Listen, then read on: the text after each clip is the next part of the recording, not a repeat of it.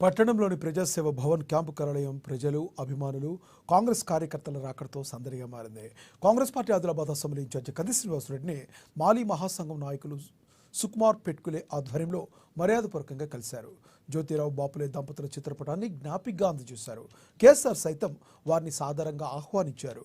ప్రతి ఒక్కరిని ఆప్యాయంగా పలకరించారు. పూల బొకేలు అందుకుని ధన్యవాదాలు తెలిపారు.